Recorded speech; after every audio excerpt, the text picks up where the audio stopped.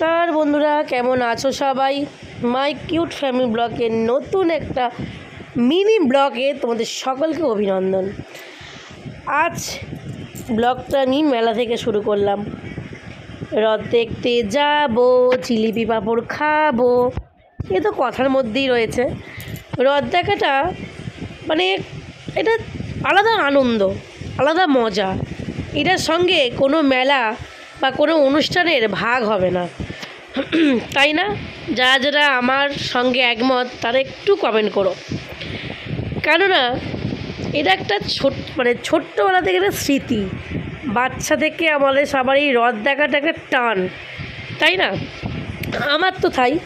রথ আসার কিছুদিন আগে থেকেই সবার কাছ থেকে টাকা জমানো, সেখান থেকে কিছু কিছু টাকা জমিয়ে রেখে রথ দেখতে যাওয়া একটা আলাদা মজা, আর একটা আলাদা আনন্দ।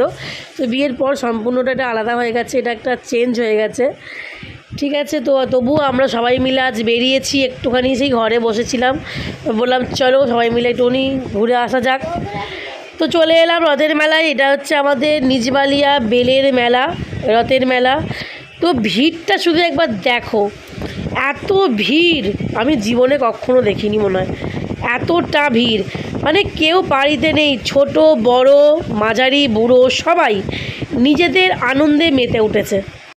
কেননা আনন্দ দিলে, আনন্দ ভাগ করে নিলে আনন্দ আরও বাড়ে, তাই না?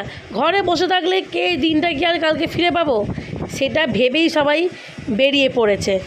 আরে নাই বা থাকলেও হাতে পয়সা, 5 জনের সাথে কথা বলি, 5 জনের সাথে ঘুরি, একটু মায়ের মন্দিরে রথে বসে থাকি, তাতেই দেখবে রথ দেখার আলাদাই একটা কি বলবো, একটা আনন্দই আলাদা। তো চলো আমরা বেরিয়ে পড়েছি ছেলে পুলেকে নিয়ে একটু রথ দেখতে। ভিড়টা এতটাই, আমরা ঠেলে ঠেলে ঢুকে যাচ্ছি একটু ভেতরের দিকে। তো আমার একটা জা আর একটা ননদকে নিয়ে চলে এলাম একটা ঘুগনি স্টলে।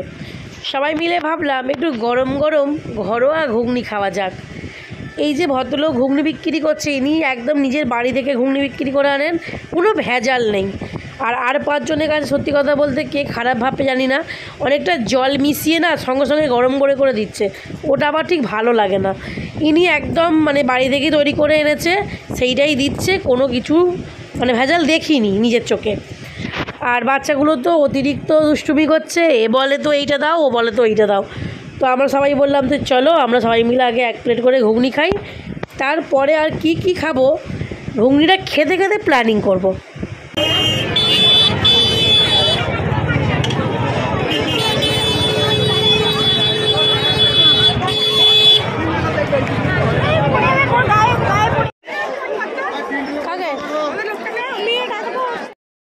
দেখো তো কি সুন্দর সুন্দর ব্যাগ এসছে, কিন্তু একটাই দুঃখ কি জানো, আমি কিনতে পারিনি, শুধু দেখে দেখে চলে যেতে হচ্ছে।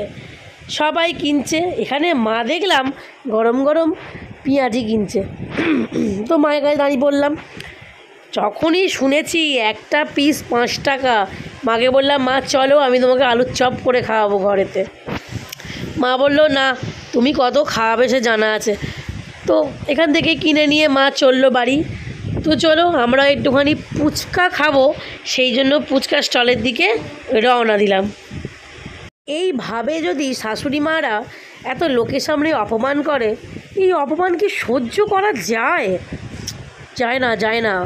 সেই জন্যই আমি চললাম ফুচকা স্টলের দিকে, টক জল মিশিয়ে ঝাল ঝাল আলু দিয়ে, আহা হা হা হা। মনে যত কষ্ট যত বেদনা এই ফুচকার কাছে এসে শেষ করি। তো দিয়ে দিয়েছে আমাদের একদম পাতা, সবাই মিলে নিয়ে নিয়েছি পাতাতে ফুচকা, টপাটপ খাই। তোমরা ভিডিওটা আমার দেখতে থাকো, দেখা হয়ে গেলে কমেন্ট করতে থাকো, কমেন্ট হয়ে গেলে সাবস্ক্রাইব করে দিয়ে দিও। আর ভালো লাগলেও বলো, খারাপ লাগলেও বলো, কেন শেখার কোনো শেষ হয় না। তোমরা যদি কোনো ভুল আমাকে বলো, সেটা আমি শুধরে নেওয়ার চেষ্টা করব। ফিরে আসবো নতুন একটা মিনি ব্লগের সাথে। ততক্ষণ তোমরা সবাই খুব ভালো থেকো, খুব আনন্দ থেকো এবং সাবধানে থেকো। Tata, bye. নয় ও এখন মুডে আছে বাবা। সরে যাও, সামনে এগিয়ে যাও।